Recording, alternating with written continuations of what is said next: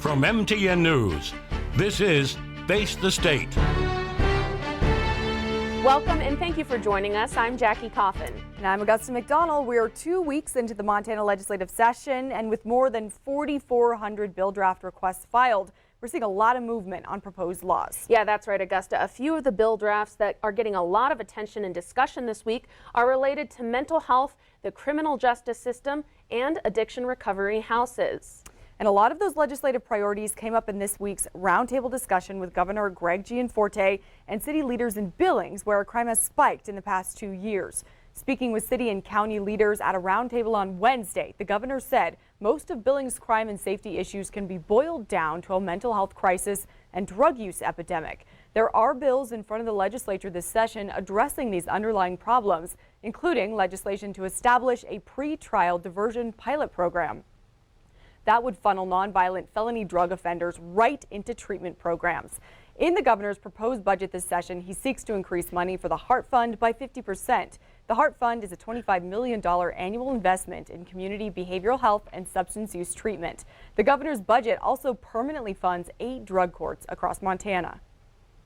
The reason I bring that up in relation to crime is law enforcement tells us 90% of the crime we're seeing is drug or mental health related. Our local jails are filled up with people with mental health issues. Governor Gianforte also signed a proclamation recognizing January as Human Trafficking Awareness Month in Montana. This as lawmakers in Helena began considering a major overhaul to the state's human trafficking laws. The House Judiciary Committee held the first hearing Tuesday on House Bill 112, sponsored by Representative Jody Etchert of Billings. It would treat crimes like promotion of prostitution and involuntary servitude under the same umbrella as sex trafficking and labor trafficking. Montana Attorney General Austin Knudsen says that means tougher sentences. We have got to let the message be known to those in Montana who would prey on these innocent victims that if you do this and we catch you, you are not going to get a slap on the wrist, you're not going to get a fine and a couple days in jail. You're going to do some hard time, and this is going to be a felony. Knudsen says his office's trafficking investigations have increased more than 800% since 2015. He doesn't believe the crime is happening more often. Rather, law enforcement is getting better at identifying it. And State Senator Barry Usher from Billings is hoping other lawmakers will vote for a bill he's sponsoring to increase regulations on sober living homes. That legislation went through its first committee hearing this week. Supporters say it's designed to better define what can be considered a sober living home and make sure they're run for the right reasons. We spoke with the owner of a sober living home in Billings who does support the bill, but she admits she's one of the few operators who does. They're not trying to harm anybody. They're just trying to make sure that we provide safe, stable housing. You know, people don't get to sober living on a winning streak, and so we realized that for the foundation to grow, it had to be bigger than us. No vote was held on the bill this week. Billings hosts the majority of sober living homes in Montana. While Montana abortion law takes center stage Thursday, state regulators holding a hearing on a new rule change, which would require additional steps to get abortion procedures covered by Medicaid. MTN's Jonathan Ambarian has more on how it could impact patients and providers. The Montana Department of Public Health and Human Services says additional documentation is needed to ensure that the state's Medicaid program is only covering abortions that are medically necessary. But some advocates say that would be an unnecessary barrier to accessing an abortion. DPHHS has proposed a change to state rules, requiring prior authorization before Medicaid pays for abortion services. The federal government prohibits Medicaid funding for abortions except in cases of rape, incest, and when the mother's life is endangered. But Montana, using state funds, covers any abortion that a physician determines to be medically necessary. DPHHS leaders say a review concluded Medicaid-funded abortion claims should come with more supporting information. The proposed rule would require including medical history, a physical examination, and documentation on the diagnosis. In a statement to MTN, DPHHS Director Charlie Brereton said, quote, DPHHS must ensure that abortions paid for by Montana taxpayers under Medicaid are truly medically necessary in accordance with the law. We welcome comment on the proposed rule and look forward to further protecting the integrity of our Medicaid program through its finalization and implementation. But opponents of the change are expressing concern about the impact to those seeking an abortion. It's functionally an abortion ban for low-income families. If individuals have private health insurance, they don't have to go through these hoops. Aileen Gleiser, a communications consultant with Blue Mountain Clinic, says about half of the clinic's abortion patients are covered by Medicaid. Gleiser is also a board member for the Susan Wickland Fund, which provides financial assistance for women seeking an abortion. She said the rule changes would particularly impact those who live a long way from the nearest abortion provider. Abortions are a time-sensitive service, so the mandatory prior authorization is particularly harmful. It would delay abortions later in pregnancy. It would make them more expensive, more invasive, require a longer recovery. And it would also fully eliminate telehealth, as I've mentioned. DPHHS will hold a public hearing on the proposed rule change Thursday at 1 p.m. through remote conferencing. The department will accept public comment on the proposed change through January 20th. In Helena, Jonathan Amberian, MTN News. So, Jackie, a lot of the issues that we're talking about tie into Montana's mental health crisis. And coming up after this break, we're hearing from a panel of experts on how the state can tackle this problem. We'll also talk more about abortion in the hot seat as Face the State continues next. And with that, let's go ahead and pull in our guests talking about behavioral issues. We have Mike Shavers, chairperson of the Behavioral Health Alliance of Montana, joining us. Thank you for being here, Mike. And we also have Dr. Lauren Wilson. She is the president of the Montana chapter of the American Academy of Pediatrics to talk about youth mental health, also a big topic right now. So thank you both for being here. I'm going to go ahead and open up your audio. Hello, thank you. Thanks, Augusta. Thanks, Jackie. Yeah, thank you for being here. Maybe right off the top, Mike, can you talk a little bit about what Jackie was referring to in terms of behavioral health needs and, that intersects with crime and in certain areas, but talk in general about what your organization does and some of the issues that you're hoping to see addressed during this legislative session. Sure. So the Behavioral Health Alliance of Montana is a group of behavioral health providers really spanning the spectrum of age from kids to adults, mental health, substance abuse, some tribal partners out there really working to meet the needs of Montanans.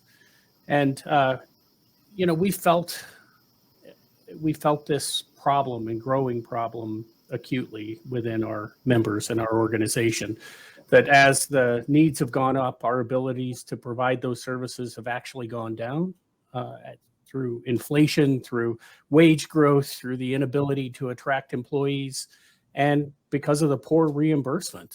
Montana's been significantly behind in the reimbursement, really across the spectrum of care. Not just, I'm a children's mental health provider myself with Yellowstone Boys and Girls Ranch, but across that spectrum.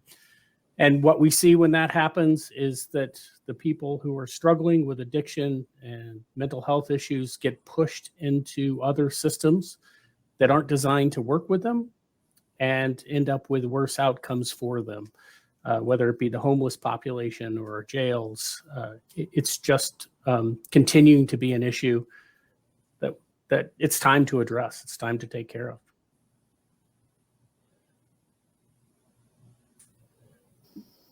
And I guess what are are you seeing any certain pieces of legislation or areas where funding could be applied specifically? You mentioned a little bit Medicaid reimbursements. Are providers having a difficult time accommodating patients that don't have, insurance? Or I guess where are you seeing kind of gaps in where people cannot access care and pay for it reasonably?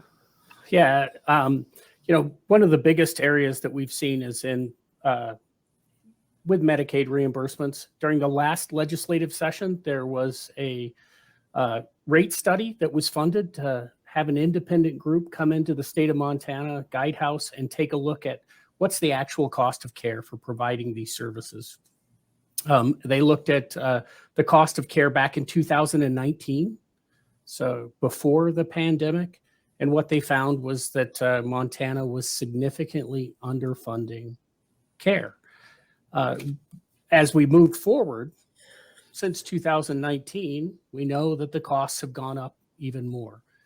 And what we've seen in results of that is not only are people not getting services like they need because we can't expand, we can't provide those services, but we've actually seen a shrinkage of services. The nursing homes get a lot of press for closing out there, and they deserve that. I mean, that's a problem that needs to be recognized. But the fact is, there have been a large number of mental health providers that have had to shut down services, group homes for kids out there, mental health services that have either contracted because of the inability to hire and keep and maintain staff because of those low reimbursement rates, or complete elimination of those services. So it's been huge, and the impact has been felt. Right now in Montana, for kids that need residential care services, half of those kids that need those services get sent out of state. As far away, Georgia, North Carolina, really with worse outcomes. Not that all those agencies are doing a bad job, but when you take a child that far away from their family, you just cannot maintain that connection and cannot reunify them well. So it's a significant issue that Montana has to address. We're sending our kids and our family members out of state, and we're sending our tax dollars out of state at the same time. So it's time to take a look at that. That's really being addressed. The governor's budget does address that some, but it takes a look at that Guidehouse rate study and funds only a small portion of it. About, all told, once you do the math, about a third of what Guidehouse said it costs to provide that level of care back in 2019. It's really our request that that study be fully funded, that and across the system of care, that those rates be funded at a cost that allows the services to be provided. Although it seems like a bigger ticket item now, it actually saves money down the road, and we'll keep that money in Montana and keep our kids and keep our families together in Montana. Dr. Wilson, I see you agreeing a little bit with what Mike is talking about. Maybe tell us what you're seeing as a pediatrician in your office and with the kids that you're working with in terms of, being able to send them to appropriate levels of care, and maybe also talk a little bit about what happens when kids at a younger age don't get those early interventions in terms of the cost that Mike is referring to going up down the road. Sure. I agree with everything Mike was saying. I think that, for a long time, we've been underfunding our system, paying providers of mental health services less than the cost of care, and filling those gaps with grants and with donations, and things that are not reliable from year to year and don't allow us to build capacity in the system. And we see that at every level. What Mike's talking about is residential facilities, which are for kids who really have complex needs, but even frontline interventions in the schools. We've seen the Comprehensive School and Community Treatment Program, or CSCT program, within schools be weakened. Last legislative session, it was moved, actually, the supervision was moved between agencies.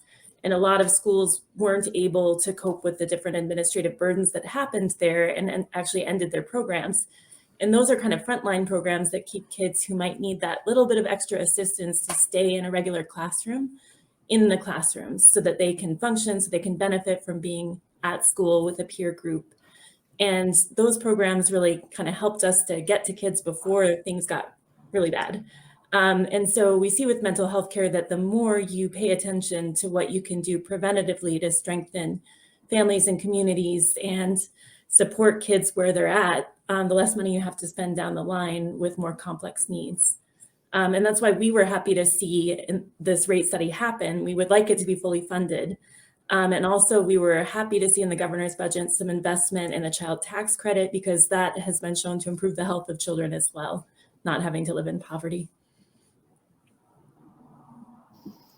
Okay, and I think a talking point that's fallen off of the radar, I think a little bit, is the impact of COVID and isolation on kids. And I think from what I understand, there's going to be, years of kind of getting kids that went through COVID, different ages, both with learning, but also with, behavioral issues and maturity and mental health and everything that went into what kids went through during those couple of years.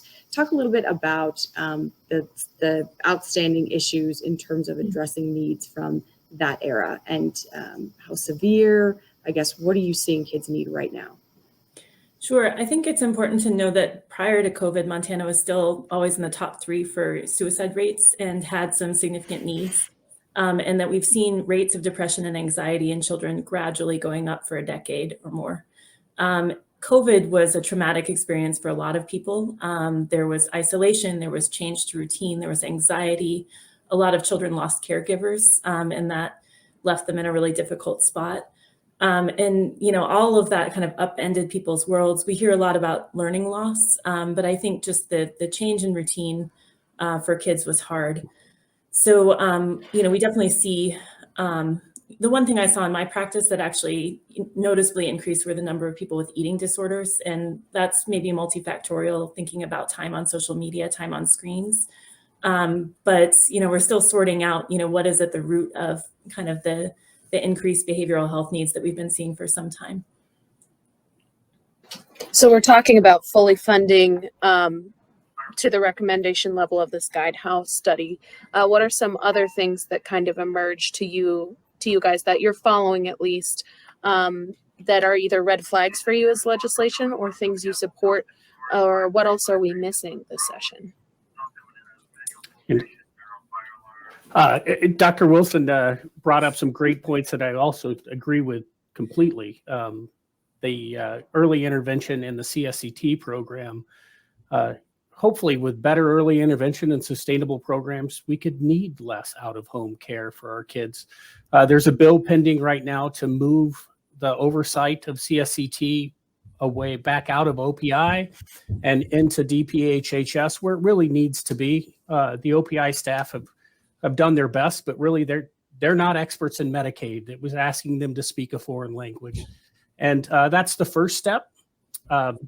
We'd like to see some other changes with that down the road, but just getting that oversight back into the Department of Public Health and Human Services really makes sense, and we're in full support of that. And I think there's lots of challenges. I will say that I've seen unprecedented collaboration as well with the Department of Health and Human Services. They've been transparent and collaborative. I'm pleased that the governor has recognized this issue. I'd like him to fund it fully, the rate study, but they've recognized it. And we have legislators that I think are listening and engaged in ways that I haven't seen in the past. And so I'd like to continue to encourage that as well. I think there's some good and hopeful signs out there in this current legislative process. Yeah, I think I would agree. Again, I see a lot of ideas and a lot of thought being put into how to address mental health needs. There was a bill that was heard today, for example, to make it easier for people coming from out of state to get licenses if they're in the behavioral health field, so that they can practice more quickly and more easily. And things like that are good ideas. I do want to also draw attention to other things that the pediatricians are following, though. At the same time that we're looking at our mental health system, there are also a number of bills that do discriminate against LGBTQ youth who are at higher risk of having mental health issues, partly due to the discrimination or lack of support in their communities at times. So we are watching those closely and hope that those bills won't go anywhere, because I think that would, just add to some of the needs that we're seeing right now. Sorry, just unmuting myself to keep scanner traffic out of here. But I kind of want to pick your brains on, since both of you specialize with youth populations.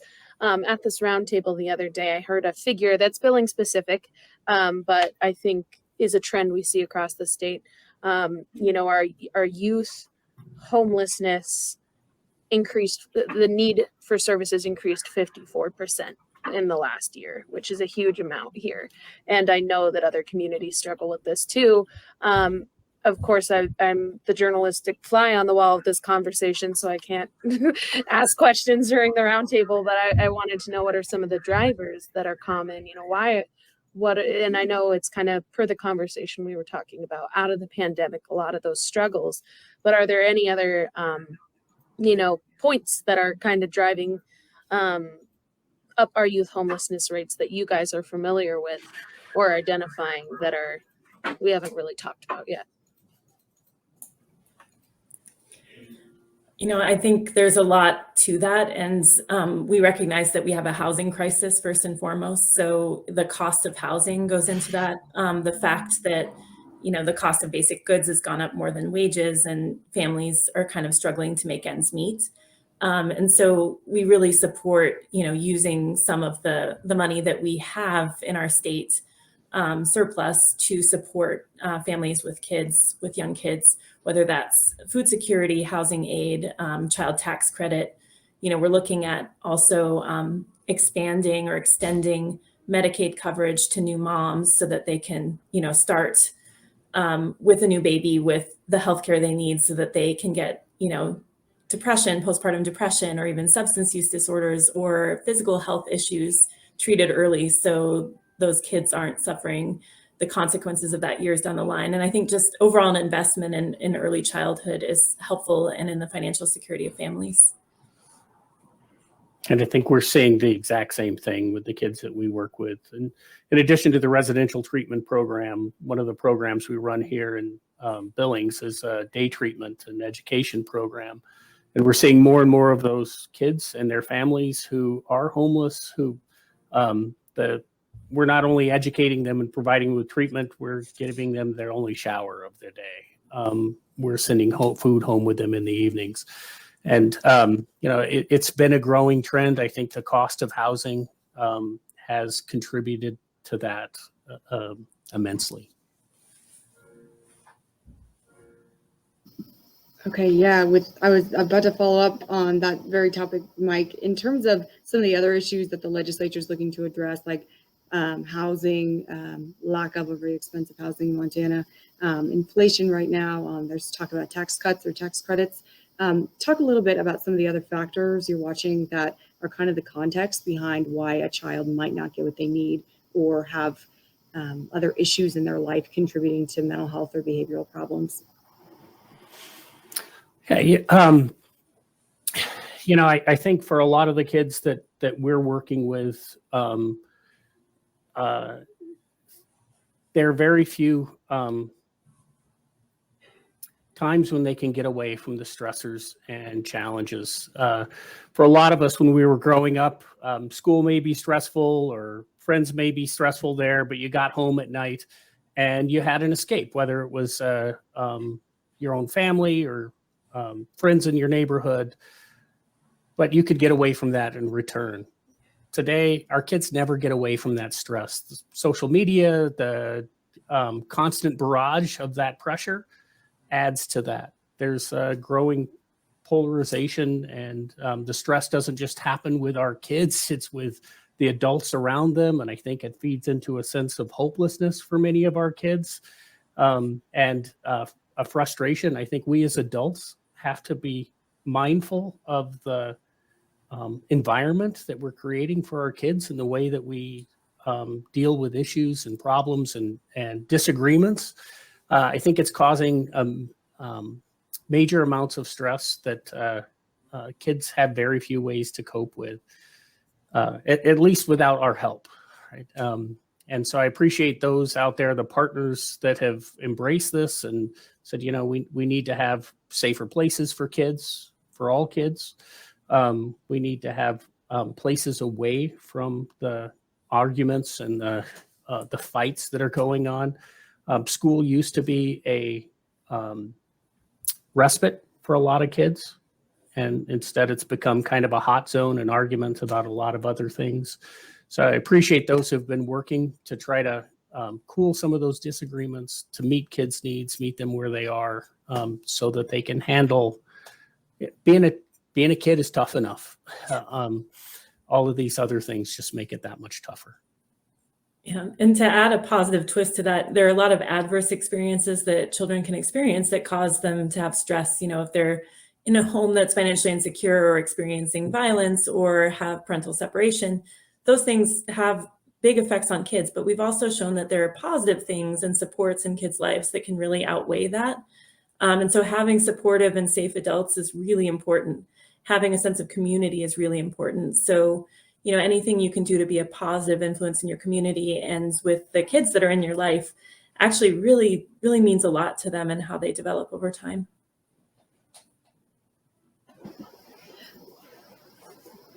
Dr. Wilson, talk a little bit more about pieces of legislation we're seeing or are drafted or we're expecting to see this session that will affect or seek to affect the rights of LGBTQ people.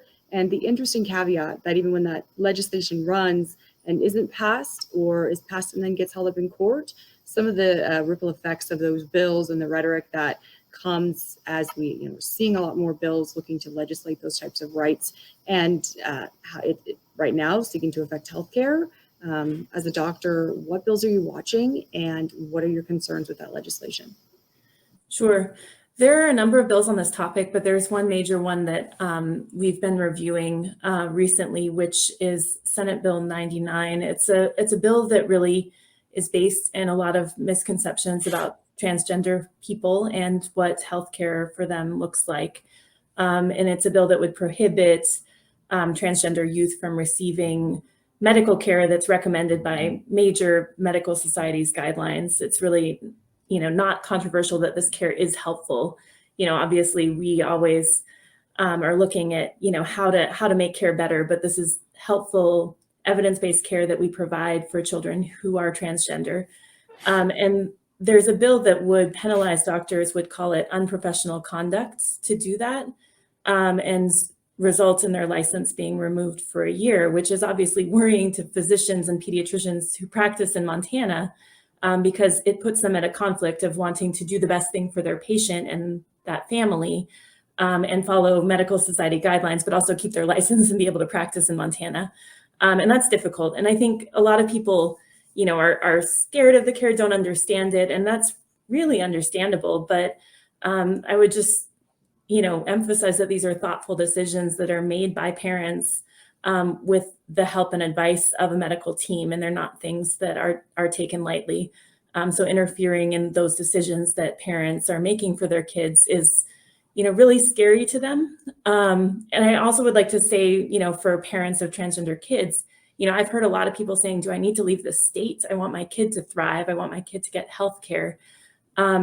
These bills are not constitutional. So passing bills like this that, unfairly limit health care to a certain population results in a court battle. They would be enjoined, they would not be in effect. So the upshot is that we're wasting our tax money trying to do things that are not going to go anywhere. But the rhetoric itself is harmful. So thank you for recognizing that.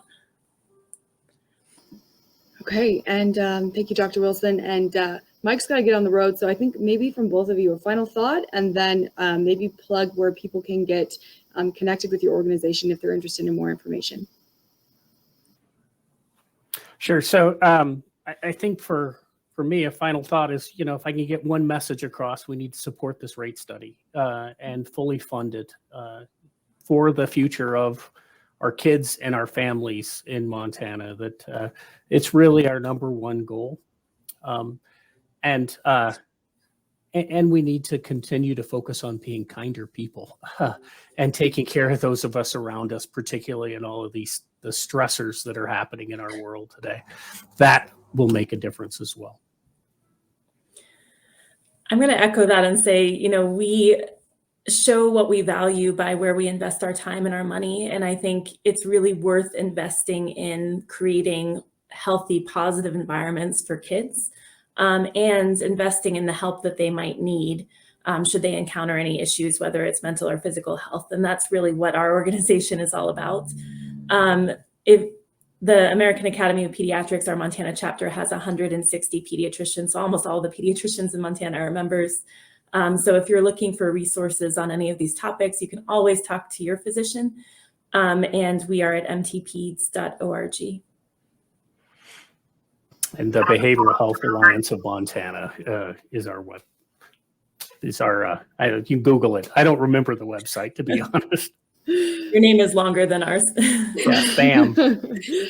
Well, thank you both so much for being here. We'll link the information to get in touch with both of you or your organizations with this when the show is clipped online, so people can check that out as well. Thank you both again for being here. Yeah, we'd love to see you back in the future. We'll be here all session. So yeah. As will we. Thank you. Yes. Thanks. Thank you. Bye, guys. All right. Big thank you to both of them for being with us as we kind of unpack, a heavy issue, complex issue, mental health, of course, affecting a lot of different sectors, a lot of different categories. Yes. So, hearing that insight really important, and we appreciate them being here. And so it's focusing on kids this week, pediatrics and youth care, when we go down the line for more mental health discussions, which we'll just continue doing because it is such a big issue in Montana. Tell us what topic you'd like to cover in that as well, and what you'd like to hear. If you have something to weigh in on in this discussion, a bill you want to flag for us, we're tracking it, but we want to hear from you too. Okay, and with that, pivoting a little bit to another big topic, a hearing today about rules regarding how Medicaid dollars in Montana will be spent to fund abortion care. And with that, we have our political analyst for MTN, Lee Banville, joining us. Lee, thank you so much for being here. Of course, happy to join you.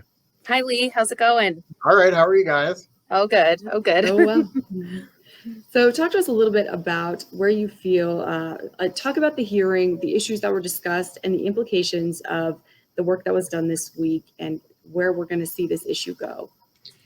So I think it's important to understand that the abortion debate in Montana is really shaped by a couple of things. First, on the one hand, we had what's now simply called the Dobbs decision, which overturned Roe v. Wade, which ended the national sort of constitutional protection for abortion rights in the entire United States.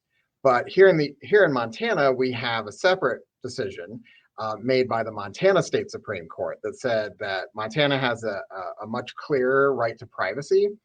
And so therefore, the laws governing abortion in the state of Montana fall under the Montana state constitutional protections, which are still in place largely. And so today's debate or hearing really was focused on the question of, so we're not having what a lot of states are having, which are these sort of sweeping debates about should we allow abortion access in Montana? Can we limit it to a certain, gestational period or some other sort of cutoff?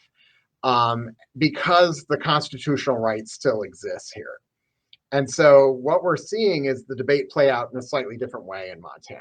And one of the ways is the way it's actually played out nationally before Dobbs, which was to say, in this example, how hard should it be for Medicaid dollars, that is federal and state sort of health insurance aimed at those at the lower end of the income scale, how hard should it be for those dollars to be used to fund abortions?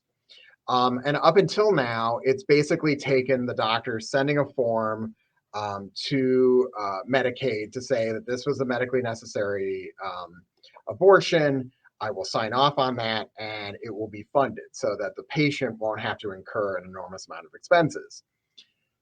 What's being discussed in Montana is, should Montana Medicaid dollars be used? Should it be that easy for Medicaid dollars in Montana to be used that way? And so the Department of Public Health and Human Services, DPHHS, has come up with a system that would make you submit more material to prove that it was a medically necessary abortion. And so what we heard today were people who see that as an effort to really infringe upon the rights of women to make choices about their reproductive health.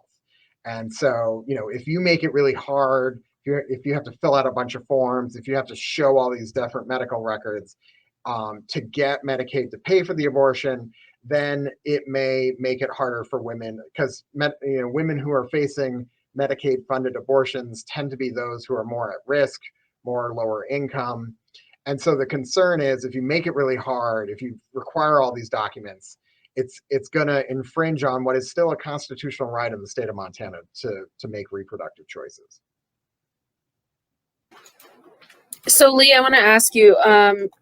I know this is a state rule, not a piece of legislation, but or would be a state rule. But you know, with our decision, our 1991 Montana Supreme Court precedent, do you think this legislative session, as far as any attempts to restrict access to abortion, they're going to come in these kind of little nuanced efforts, since we have a Supreme Court decision already here, and you know, a total ban bill, it has already been, you know, we already know it's not per our Constitution. So are we going to just keep seeing nuanced moves to try to pick at reproductive rights access?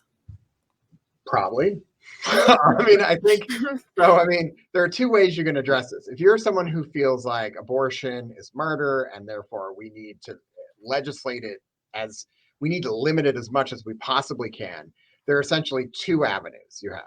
One, well, probably three.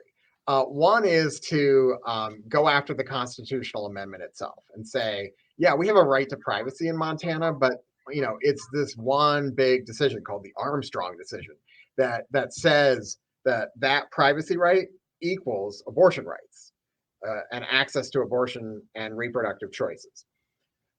You could say, well, actually, no, let's change the Constitution to say, no, the right to privacy is about like the government not, you know, digging into my phone or not, you know, coming into my house and looking around.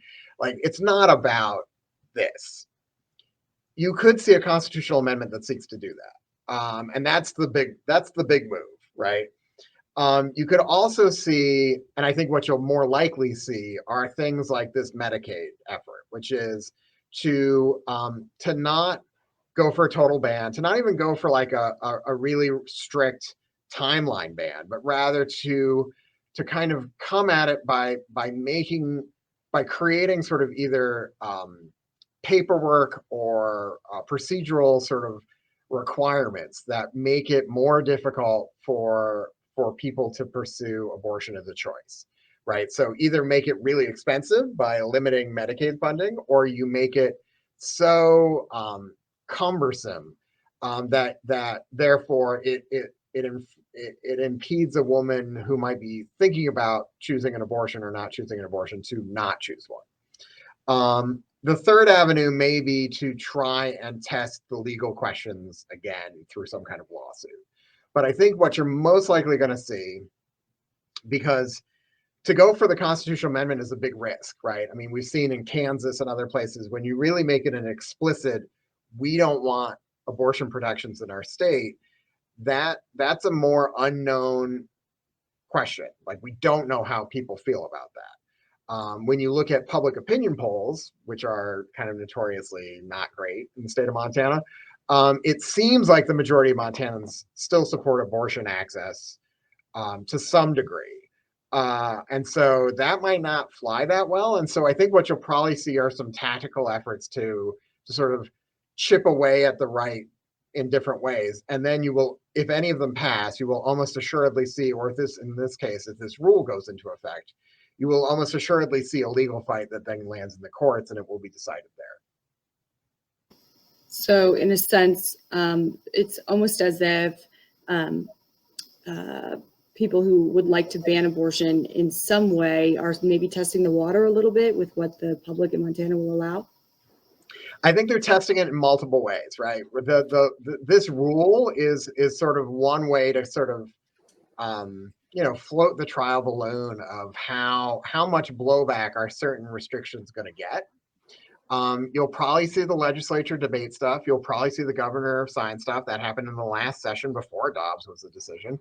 And so, I would assume that there is, the abortion debate in Montana has really not been much of a debate in the last couple decades, because between the Armstrong ruling in Montana and Roe v. Wade, there were pretty clear constitutional messages, and it was really only a question of at what point does your rule infringe on my right?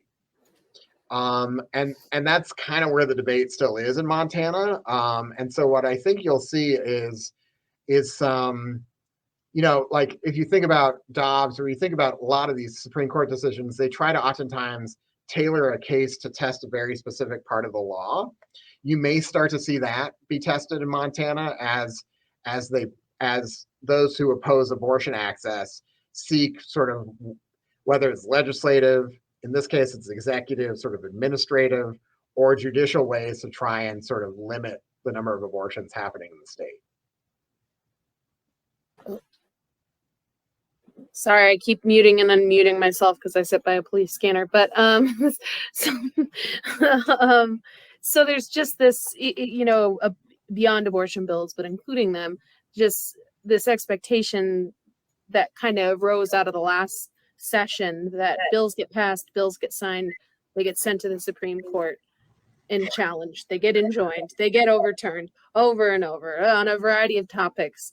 And the session is early on. It's only 2 weeks in, so it's hard to say, but we've seen some bills filed that already are like, there's going to be a legal note on that kind of thing. We know that goes against our Constitution. Is there a strategy to this? Is there a strategy to just sending things to the Montana Supreme Court over and over? Is it trying to get them to the U.S. Supreme Court now that bench looks a little different? I think what's interesting is, if you want to get the U.S. Supreme Court to tell us that the Montana right to privacy doesn't cover abortions, that is pretty active by the Supreme Court, right? That is like essentially saying, no, Montana misread its own constitution, which seems not like, I think if there's any, first of all, I have no idea. No one's calling me with their strategy about how to end abortion access in Montana. What? Why not? I know. Well, maybe now they will. Posted. They could call me. But I think what we're seeing is, the debate in Montana is more complicated than it is in states where they don't have an explicit right to privacy. Right, where in a lot of ways the abortion debate in Montana was actually more further down the road, that's not English, but it was further down the road when Roe v. Wade came down than it is in a lot of states. A lot of states had, 46 states had abortion limitations when Roe v. Wade came down. And so what we see is, I think, a lot of states just stopped talking about it because it's like, oh, it's a constitutional right, we're not going to deal with it. And so when it was overturned, it went right back to where it was in like the 60s, 70s, sometimes the 50s, sometimes the 1870s, when the last time the state had really dealt with this question. What happened in Montana is in 72, we get a constitution that explicitly says we have a constitutional right to privacy. And then we get a decision in the 90s that says, yep, that means that covers abortion. And so in that way, actually, our conversation at the state level is much more sort of further down the legal road than a lot of these other states were when Roe was overturned. And so really in Montana, those who oppose abortion access are sort of seeking what is their best method to kind of get what is happening in other states to happen here, because it's not going to happen through the legislature unless the legislature passes a law that doesn't run counter to this 1993 Supreme Court decision. And so they really are trying to I think it's going to be a lot of trial and error. I think you're going to see a lot of cases go to courts, and I think you're going to see the courts say, look, we have a thing that says this is what it is, until, maybe they find a way. What's interesting is that the Supreme Court before Dobbs, we saw some cases that really made it not about abortion access, but about freedom of speech. Like, can we protest at abortion clinics? Can we sort of protest to stop people from seeking abortions? And when it became a free speech issue, then you saw your right to access of abortion or your right to speak. And they were able to do some pretty effective chipping away at rules that protected women's access to abortion clinics. And so we might start to see stuff like that here, because I think, because that constitutional right's still there, that's hard to overcome, but you can come at other elements of how can I make it more difficult for people to seek an abortion because I really am morally opposed to abortion? I might choose to go after something different than the actual abortion access itself. talk a little bit about what you think the makeup of the GOP in Montana means in terms of what we might be able to anticipate from lawmakers seeking to pursue some of these avenues to restrict abortion access. So I spoke with Senator Barry Usher. He's a Billings senator about his, he joined the newly formed Freedom Caucus. And we had a good conversation about kind of what he thought set that group apart. And one of their issues, or one of their, he said, it's not in writing, but this is a pretty, our moral baseline is a Christian moral baseline. And so it's pro-life is one of their pillars. So talk a little bit about the emergence of this group and what that means for, does that mean that there is like a growing, maybe a little bit more hard right presence in the GOP in Montana, and how effective might they be? That is a really good question that I can kind of try to answer. I think we don't know yet is the cop-out answer. I'm not gonna lie, but I think it's important to understand that I think that a lot of people who are like worried about the Montana GOP supermajority see the GOP as it's one party, it's one group, they believe one thing. And I think the reality is more complicated than that. We don't know for sure, right? Yes, the Freedom Caucus has formed in Montana. It's formed in, I think, like 7 other states. And obviously it's having huge sway up on Capitol Hill in the United States, or in Washington, D.C. It's kind of unknown right now because, like, on the one hand, you see the Freedom Caucus form. On the other hand, you see Republicans back the ability to get things out of committee and right onto the floor more easily, which could be seen as a way for moderate Republicans to work with Democrats to do stuff. And so, I think what's unclear to me sitting here right now is there a unified Republican majority around the question of abortion? And I'm not saying there's not, I just don't know if there is, because within the Republican Party, there's always been a really strong libertarian streak. And libertarians are often like, I don't want the government messing with anything. I don't want them in the economy. I don't want them in my bedroom. I don't want them regulating my drugs. Like, I don't want them touching my guns. Like, that's a whole branch of conservatism, which is hard to say, apparently, that is more limited government. And so absolutely, the Republicans could have a strong pro-life or anti-abortion access, whatever you want to call it, majority. But there's a possibility that there might be within that a branch of people who are like, I just don't know if we should be legislating into the bedroom or into the doctor's office. And when we saw the legislative referendum go down 131 over the election, where it was a question of should the government be involved in these like medical decisions about children who might have been born as a part of a failed abortion, or should they receive medical attention? It was the Born Alive Act. It lost, right? Even though Republicans did quite well statewide. And so I think there's still an unclear sort of path forward for how far, being pro-abortion access doesn't necessarily mean you want abortion all the time on demand and for free. So I think that there's probably a line in here for both Republicans and probably Democrats that say, there is a point where I'm not going to support this. And there's also a point where I'm not going to oppose access to this. And so I think what we're still finding, and it will be interesting to see, is where does that line exist for the majority of the Republican Party? Because it might not be as far over as Barry Usher and the Freedom Caucus would like it to be. Oh. And do you ever think this is going to be one of those topics that kind of loses steam politically in Montana, in the country? How long will it be? So I was born the day after Roe v. Wade was handed down. And I don't know if you can see, but it's pretty gray.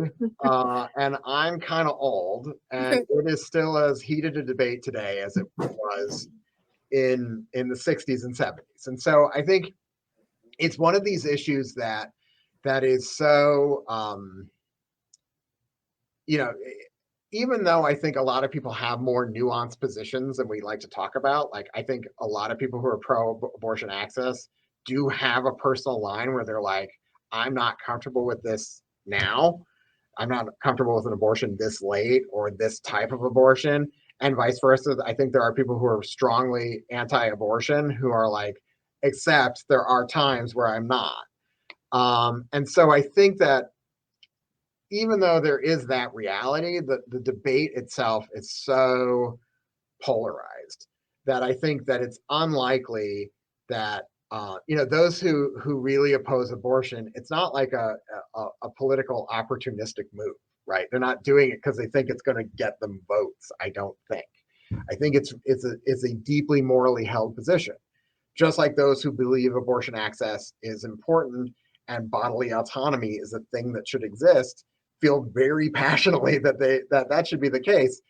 I think it's one of these things that the debate will never be over, because even if you passed a law that made it illegal, that's not going to make it go away, and it's not going to end the debate about healthcare choices and what's the proper role of government in them. And similarly, like we had when we had a constitutional right to abortion access, that did not end the debate about how we regulate and how we allow abortions in Montana, in the country, let alone in Montana. So yeah, I don't think it's going anywhere. What we really don't know, and is kind of, and as a political analyst, which is twisted, I probably shouldn't say this, but it's fascinating to watch, is how does this issue continue to play out? Like, does it continue to drive people to the polls? Because like this issue might be for the Democrats in Montana almost equivalent to gun rights for conservatives, where it's like it's one of these things that's going to become an issue that is like a lightning rod, and if you are not pro-choice or pro-abortion access, I'm not going to vote for you, even if I agree with everything else. And it'll be interesting, or it might end up being more like most issues where you're like, I don't really like them on this, but they do this, this, and this, so I'm going to still vote for them. That's what we don't know. Is it that divisive an issue that if you're if you're a pro-abortion access voter, will you not vote for someone if they're anti-abortion access? If that becomes the thing, then it becomes like the Second Amendment does. Okay. Lee, thank you so much for joining us this evening. We really appreciate your time and your insights. What are you looking at for next week? It's been a little bit of a slow start we've been talking about, but issues are heating up. More's going on. I mean, we've said it the last couple of times we've been on. The first couple of weeks have been a little slow. There've been a lot of bills, but there are a lot of smaller bills and bills that came through with bipartisan support. We've seen a lot of things up on the House floor or the Senate floor pass almost unanimously these first couple of weeks. But I think, next week things are going to start getting a little busier. Next week, for example, some of the big tax bills that the governor has been backing are going to have their first hearings. A bill to lower the income tax bracket for the highest tax bracket that most Montanans pay, and also making some expansion to the earned income tax credit. That's one of Governor Gianforte's big priority bills, and also a bill to exempt much more businesses pay a business equipment tax on some equipment they have up to $300,000 now, and the governor wants to see that raised to $1 million, which would mean thousands more, many more businesses in this state wouldn't have to pay any business equipment tax. So both of those, I believe, are scheduled for hearings next week, and so we're going to start to see some of, as I say, those governor's proposals. He's talked a lot about tax relief as one of his main goals for the session, and we'll start to see those appearing. Also, the budget committees are starting to get a little more deep into their work, talking to agencies and starting to look at agency budgets. The budget is such a big part of the state legislative process that they have separate committees to do it, and they have subcommittees to break down the big parts of the budget, the healthcare budget and the education budget and some of those things. And so the subcommittees do a lot of their work in the first month or two before the full budget gets put together. And so they've been in meetings this week and starting next week as well. And hasten to point out that as you were just having a discussion about abortion, some of the first abortion bills are starting to appear. There's going to be one next week debated potentially about the constitutional right to privacy and its applicability to abortion. So I would imagine that may be a notable hearing as well. And I would also say that a bill that I know that you guys have been watching regarding missing and murdered Indigenous people task force of that's was supposed to have a hearing already, but it looks like that may come next week as well. So we're starting to see things become a little more busy up here at the Capitol, and I think they're going to start to get a little more heated perhaps, but certainly a busier couple of weeks coming.